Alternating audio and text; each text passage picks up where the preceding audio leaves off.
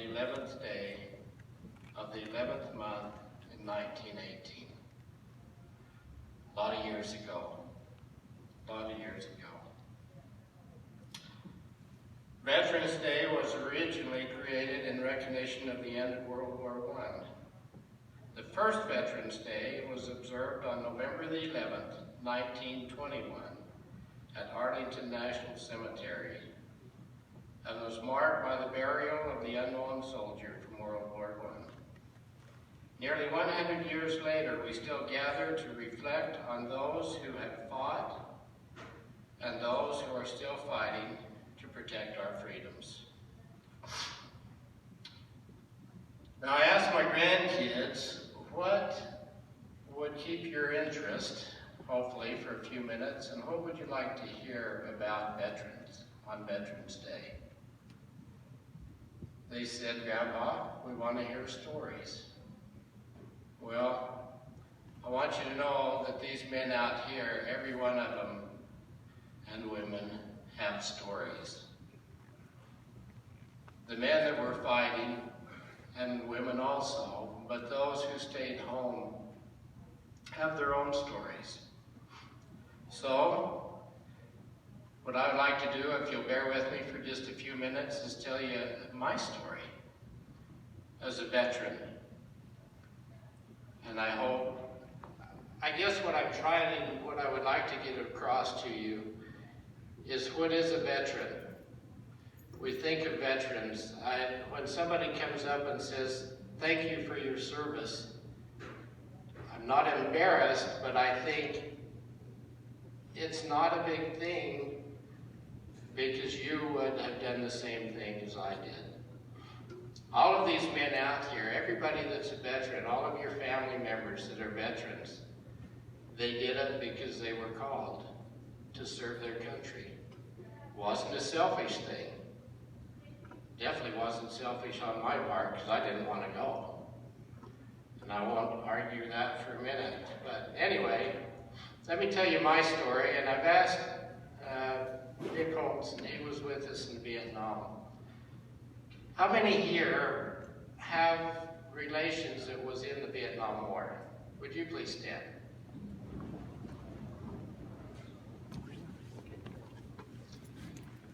Okay. How many of you guys out here was in the Vietnam War? Richard, stand up. Okay. I guess it wasn't technically a war, it was a conflict, but to us it was a war. But I'll tell you just a little bit about me, and this is something maybe my kids don't even know, but I was born and grew up in Rigby and graduated from Rigby High School. When I was a senior in high school, we had an opportunity to buy a business here in St. Anthony, and so my brother and my dad and I bought that business and we came to St. Anthony. What a wonderful thing that was. What a wonderful place this is. I left for 2 years, and when I came home, after 2 years, my draft papers was waiting on the table, our kitchen table. Back then, we didn't have the opportunity to just join. You could, but there was not a volunteer army. You were drafted, and they called you and says, you will report such and such a time. And that's what happened to me. Well, I just barely got home, and I had thought, I don't want to go again. I want to settle down. I want to be part of the community. So, as fate would have it, and I'll make this shorter. Anyway, there was one opening that was open in the St. Anthony National Guard unit here in St. Anthony. Why, I don't know, but I was lucky enough to get it. So then I was a member of the St. Anthony National Guard. We were members of the 116th Combat Engineer Battalion, and St. Anthony was Company C of that battalion.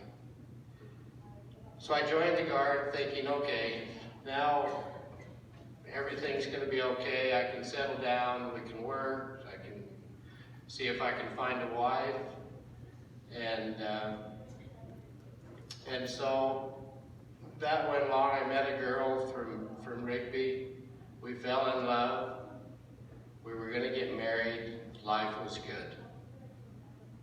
Well, I had to go to basic training in AIT, and I think it was in September that I left. While I was gone in September, I was talking to my dad one day, and he says, by the way, your girlfriend brought your ring and your car back. I think she's done with you. I thought, oh wow. So see, it does happen, so don't worry about it, okay? So anyway, I came home for leave for Christmas, and my sister-in-law felt bad for me, so she set me up with a blind date. A little gal from here in St. Anthony. She didn't want to go, but I said, oh, I'll go. So anyway, we went, and we've been together for 51 years since then, from a blind date. So, you juniors and seniors, blind dates are not too bad. The rest of you, you're way too young. Don't even think about it for a while. But anyway, we went on 2 dates before I had to go back to training. And so we talked while I was gone. I was gone until the middle of February, and I came back and we started dating. And we talked a little bit about marriage.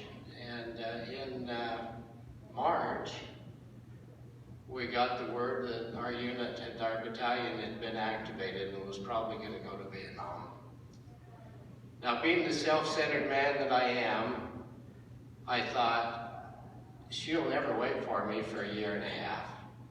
So I proposed and asked her if she'd marry me, and she said yes.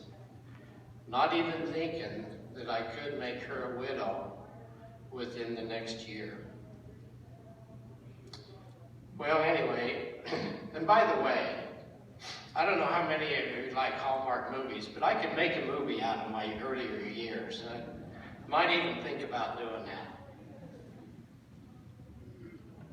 So anyway, we got married on the 17th of April. We'd known each other about 2 months, but it did work out for us. We left in September. No, I take it back.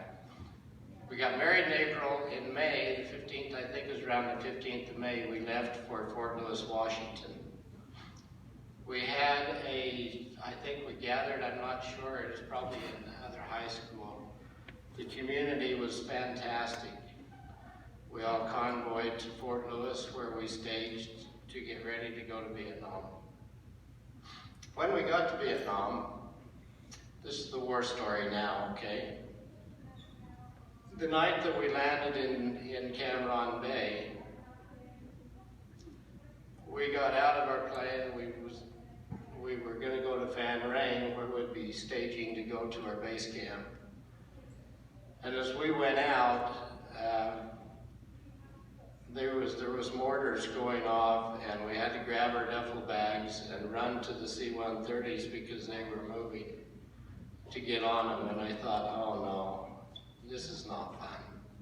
I didn't find out until 2 days ago that that was all a hoax. That's what the Air Force was doing over there, was just trying to scare us, and they did a good job. But anyway, another one that was not a hoax is when we got to Phan Rang, we were building a base camp up in Zilin, and it was quite a ways away from where we was at.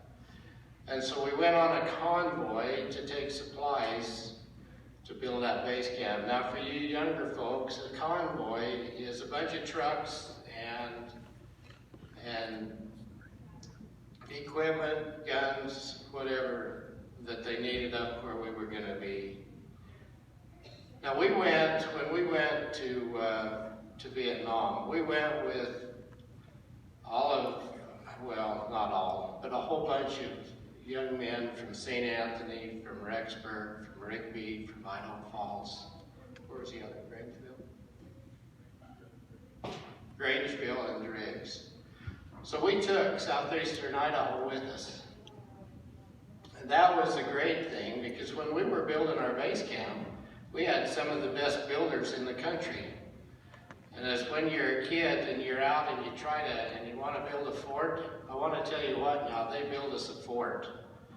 We had these beams that was 12 by 12s, and they built us barracks out of those, and they buried them under the ground, and there's no way there was anybody going to get us out of them.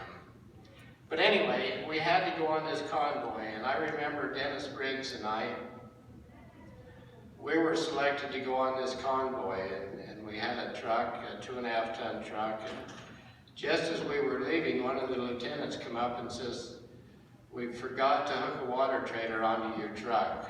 We need to do that."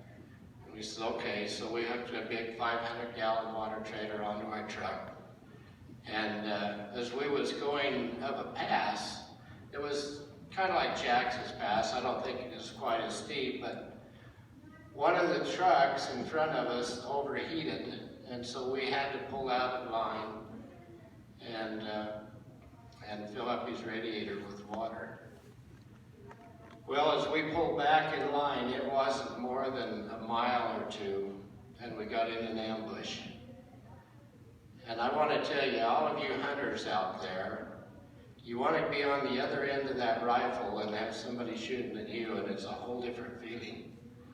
But anyway, we got in that ambush, and it was a terrible ambush. Vietnam is just jungle on both sides of the road, so you couldn't see where the bullets were coming from, you couldn't see who to shoot at, and you couldn't go fast, you couldn't go slow, you couldn't move, you just had to go. And I remember saying, "Dennis, come on, get us out of this."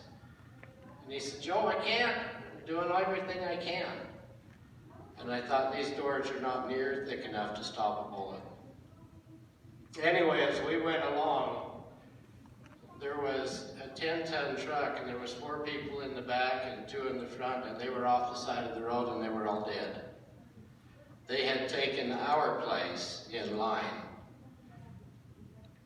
And it just brought to my mind, oh my gosh, I'm not going to go home. I won't make it through this year.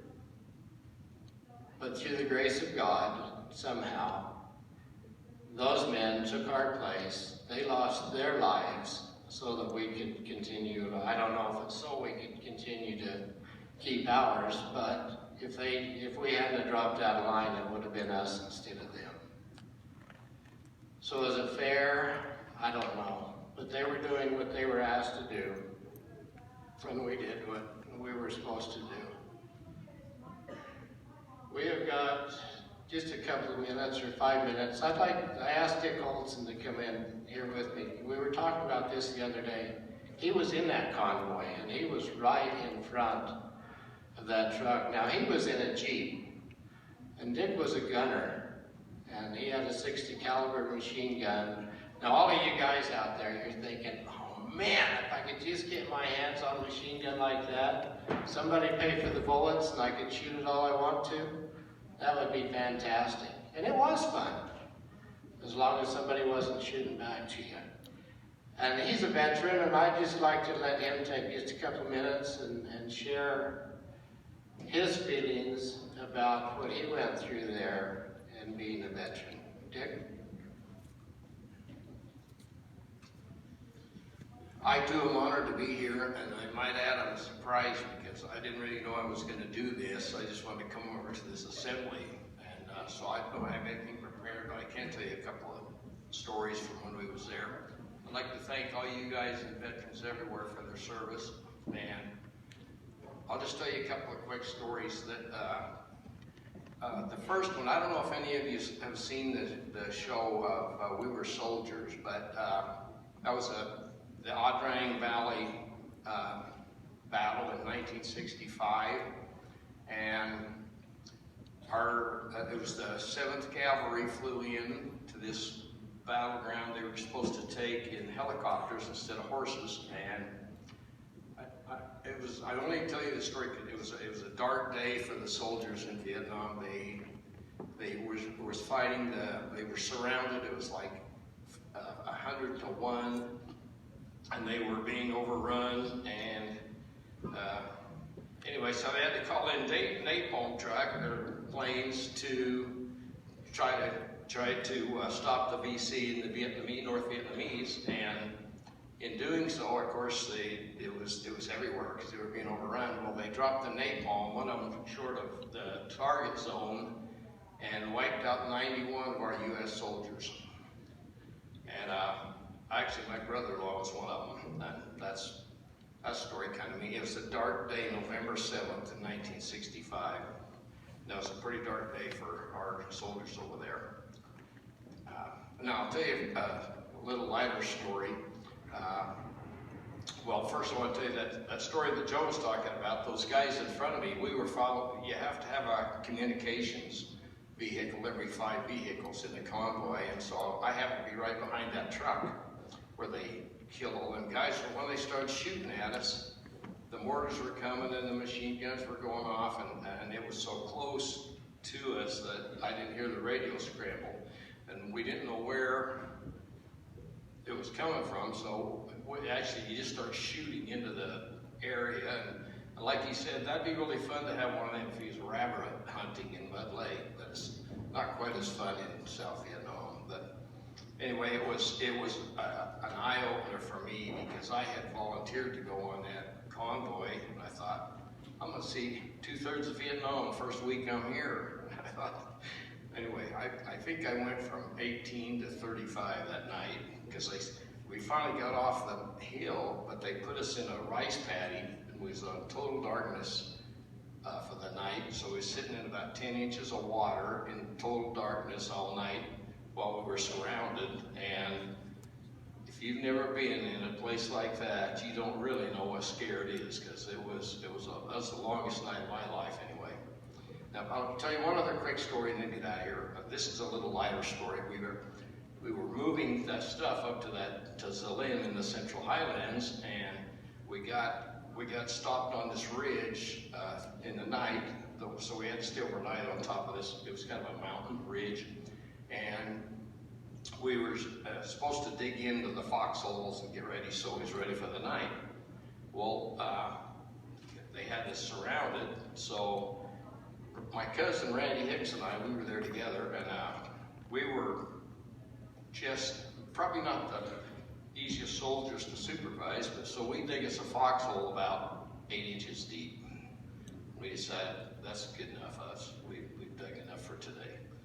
Well, that night when they started shooting at us, Randy and I was laying in this 8-inch foxhole, and Randy's on top of me and he says, "Olson, I don't think we dug this deep enough." And I thought, I don't think we did either. But anyway, there was all you really remember about that year that we were there is the better times, and a couple of the other times you just kind of block out. But it was a kind of a dark time for our country right then. We weren't really supported very well, and unless you were actually involved or your family was involved, you got tired of hearing about it on the news. When we come home, you can ask Mr. Miller, you get disrespected, you got spit at the airport, and they just wasn't very proud of us. And all we really did was what they asked us to do. Most of us were 18, 19 years old. We didn't ask to go over there, we just did what we were asked to do. But now, there's a lot more support for it now, and we are all grateful for that. And I just hope and pray you guys, all of you, always stand and show respect to the flag and our country. And I thank you for letting me be here, and I appreciate all you guys. Thank you.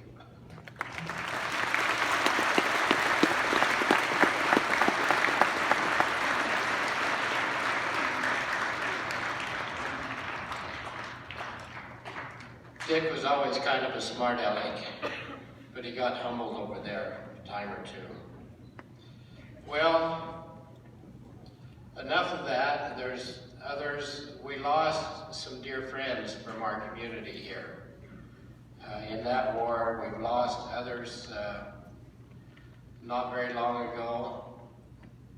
And so remember them, remember their families as you see them. I'm just thankful that as many of us came home as did. So in closing, I'd like to talk about the flag for just a minute. When we stand at the ball game, before each ball game, that flag comes down. And I want you to, as that happens, as we say the Pledge of Allegiance or the Star Spangled Banner is sung or whatever, I want you to look at it. And I want you to think about it and what it means to us as American citizens. What does it mean? What does the flag mean? The flag consists of 13 horizontal stripes, 7 red, alternating with 6 white.